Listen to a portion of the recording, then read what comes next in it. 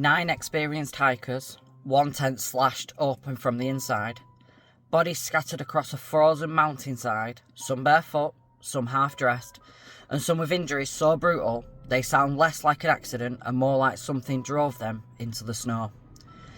And for more than 60 years, one question has refused to die. What made them run? I'm Lisa, and this is Say It Anyway.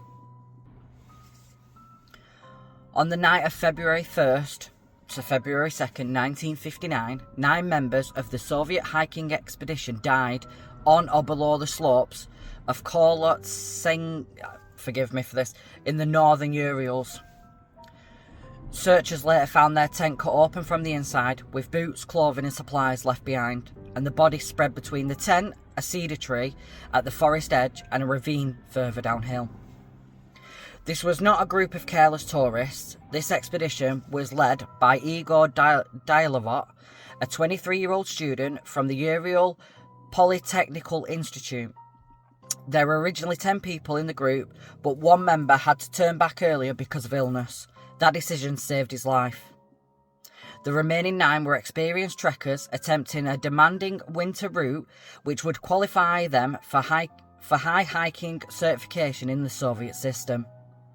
Their route took them into remote mountain country under severe weather conditions, and the mountains that they camped on is also translated as the Death Mountain. That name has fed the myth ever since, but the real facts are disturbing enough on their own.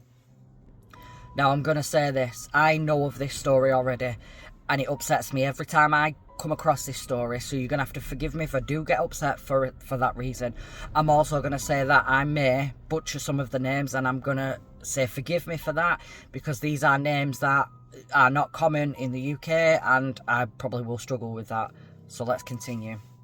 So on February 1st, the group pitched their tent on an exposed slope instead of moving lower into the forest for shelter. That decision became one of the most debated parts of the chase, because the campsite left them vulnerable to winds, drifting snow and instability in the snowpack.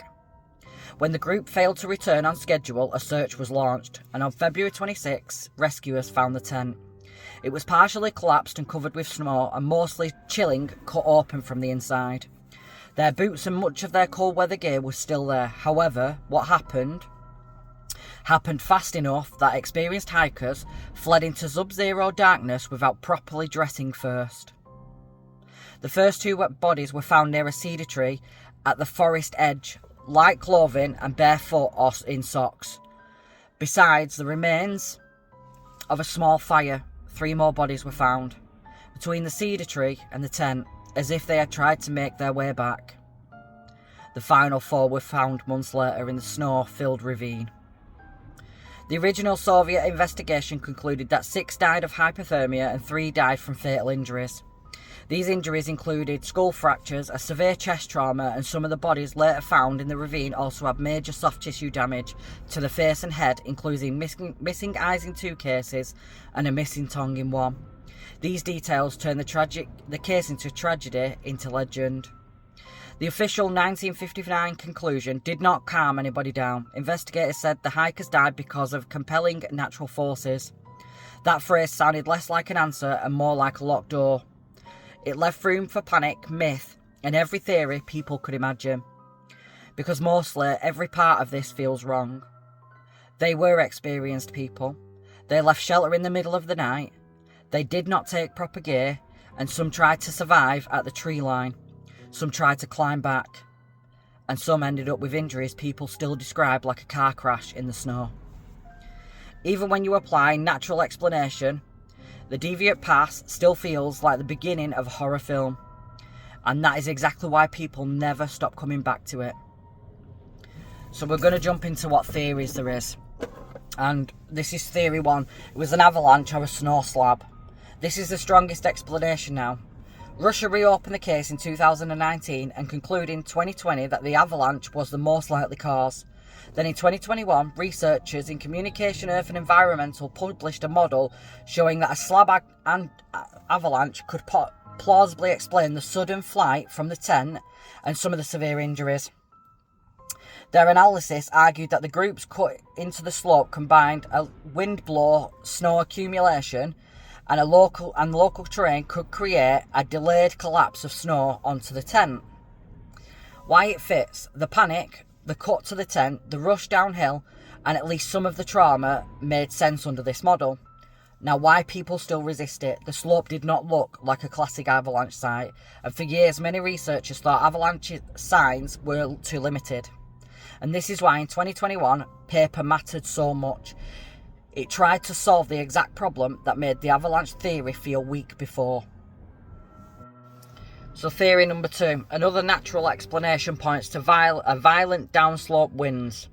Now, under this theory, the wind could have made the campsite dangerously exposed, forcing the hikers to abandon the tent and retreat towards the forest for cover. In darkness and deep cold and terrible visibility, they may have become disorientated and unable to return to safety. This theory helps explain why skilled hikers might have left the tent even without a large visible avalanche. Now, theory number 3, and this is the theory that gives the case its Cold War edge.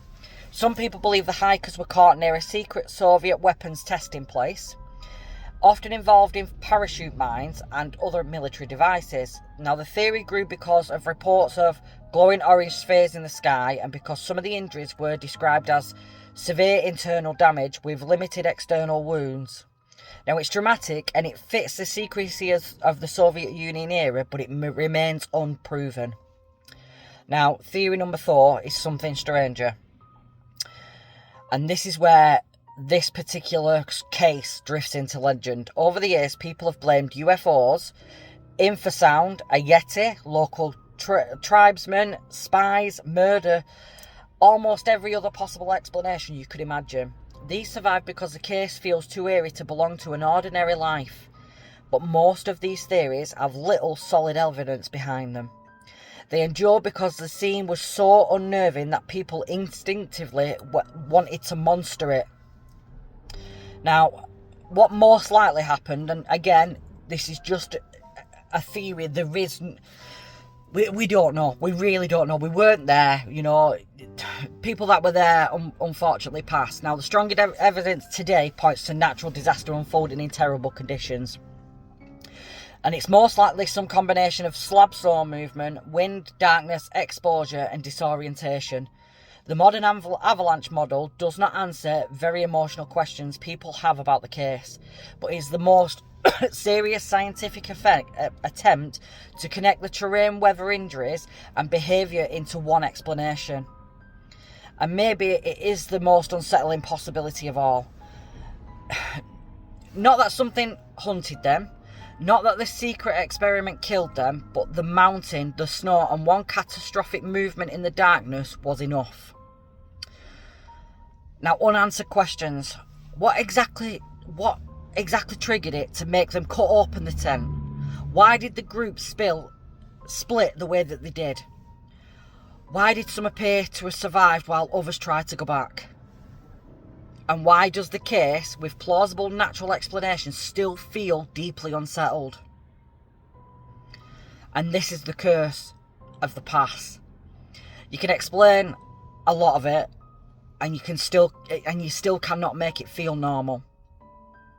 9 hikers went into the mountains, 1 turned back, and 9 never came home. Their final hours left behind one of the most coldest, strangest, most haunting mysteries in modern history. Whether the answer was the snow, the wind, military testing or something people still can't name, one fact has never changed. Something happened on the mountainside that was bad enough to make them rip open their tent and run into the freezing darkness. And maybe the story ends there, but the questions never do. We'll let you decide. This is Say It Anyway. Have a wonderful evening.